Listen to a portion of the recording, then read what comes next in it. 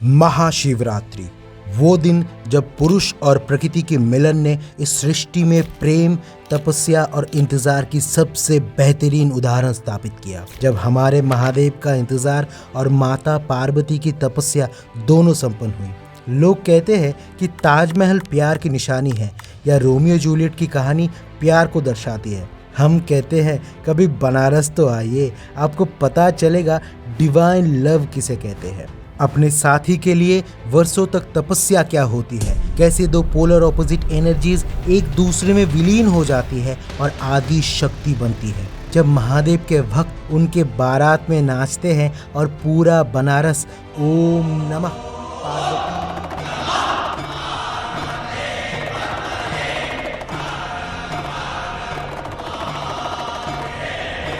देव के उद्घोष से गूंज उठता है।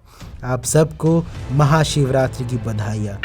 शिव और शक्ति के मिलन का इस पवित्र क्षण उनकी भक्तों के लिए उन तक पहुंचने का एक आइडियल टाइम माना जाता है। महादेव के भक्तों के पास कई रास्ते हैं उन तक पहुंचने के, और उन्हीं में से एक रास्ता आता है अघोर, एक अनऑर्थोडॉक्स प्रैक्टिस जो भक्तों के माने तो शॉर्टकट तो है मोक्ष प्राप्त करने के लिए, बट सबसे टफेस्ट भी यही है। आज के इस एपिसोड में मैं हूँ रजत आपके साथ, और चलिए हम झांकते हैं एक ऐसी दुनिया में जहाँ भक्ति, साधना, भय, घृणा सब कुछ मिलकर एक हो जाता है, जहाँ शब में शिव मिलते हैं और मृत्यु ही अनंत सत्य है, और मिलते हैं कुछ ऐसे लोगों से जो जीवन और मृत्यु दोनों में ही निर्विकार है, जो है देवों के देव महादेव के खास प्रिय भक्त अघोरी।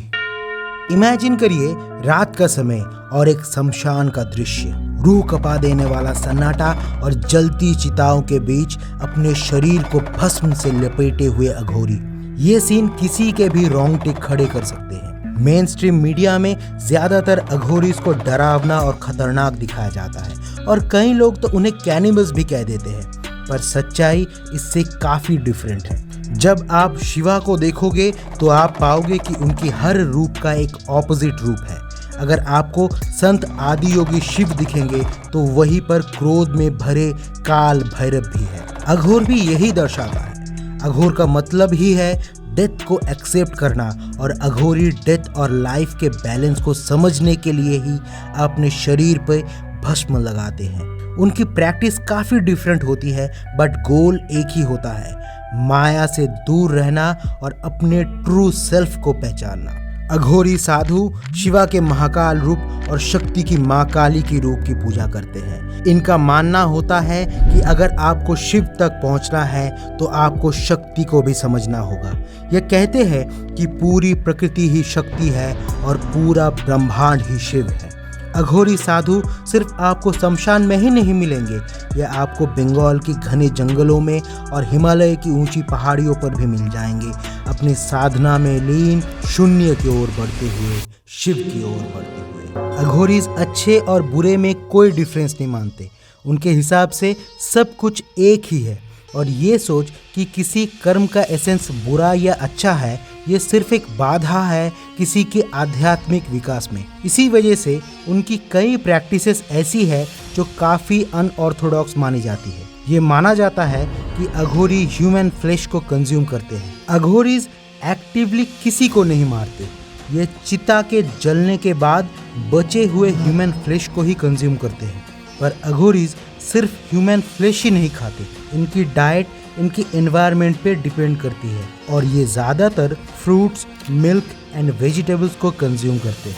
ह्यूमन फ्लेश उनको सिर्फ ओकेजनली खाते हुए ही देखा जाता है, वरना मोस्ट ऑफ द टाइम्स अघोरी सिर्फ कांड मूल खाकर ही रहते हैं। ये कैनिबलिज्म का नैरेटिव ज़्यादातर मीडिया की वजह से ही फैलाया गया है, क्योंकि इस टाइप के टॉपिक ज़्यादा अटेंशन पाते हैं और उनको रीच मिलती है। पर एक और चीज़ है जिसके बारे में अघोरी काफ़ी फेमस है, और वो है तंत्र विद्या एंड काला जादू। कई लोगों का ये मानना होता है कि अघोरीज काला जादू या तंत्र विद्या का प्रयोग करते हैं। अघोरीज की ऐसी ही एक प्रैक्टिस है जिसके अंडर जब वो अघोर स्टार्ट करते हैं तब वो एक ह्यूमन स्कल की खोज करते हैं। ये ह्यूमन स्कल उनके साथ ही रहता है और इसी को कटोरे की तरह इस्तेमाल करके वो जलपान ग्रहण करते हैं। लोगों का मानना है कि अघोरी इसी स्कल का इस्तेमाल करते हैं जादू और तंत्र में। लेकिन सच क्या है? जादू और तंत्र ये दोनों अलग अलग चीज है। इन दोनों का ही एसेंस अलग है। आपको रोड पर कई लोग मिल जाएंगे जो अपने शरीर पर भस्म लगाकर अघोरी होने का दावा करेंगे और जादू के बदले पैसे मांगेंगे। लेकिन एक रियल अघोरी कभी भी एक्टिवली अपनी शक्ति का इस्तेमाल नहीं करता। अपनी तपस्या और साधना की वजह से ही अघोरीज को कई सिद्धियां प्राप्त होती है। इनका एसेंस काले जादू से अलग होता है। इन्हीं सिद्धियों का इस्तेमाल करके कई बार अघोरी चमत्कार दिखाते हैं। अब इसके बारे में कई कहानियां हमको सुनने को मिलती है।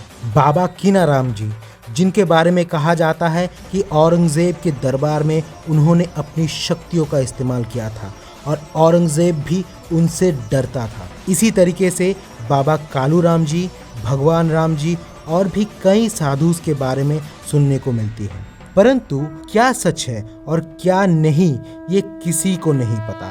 अघोरीज का जीवन बहुत अलग होता है जिसे एक नॉर्मल इंसान कभी भी समझ नहीं सकता। यह ह्यूमन नेचर ही है कि जिस चीज को वो नहीं समझता उससे वो डरने लगता है और इसी वजह से लोगों को अघोरीज से डर लगता है, क्योंकि अघोरीज डेथ को समझने का प्रयास करते हैं और इसीलिए उनके आसपास की वाइब से नॉर्मल इंसान को अनकंफर्टेबल फील होता है।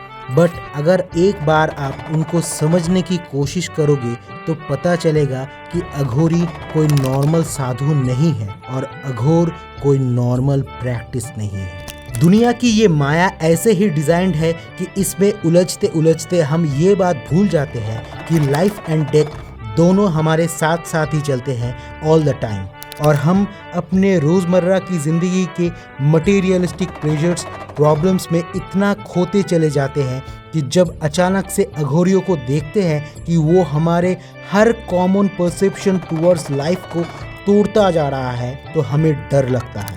यही नियम है और यही सत्य है। आज के लिए इतना ही। बताइएगा वीडियो कैसा लगा नीचे कमेंट्स में और तब तक के लिए हर हर महादेव।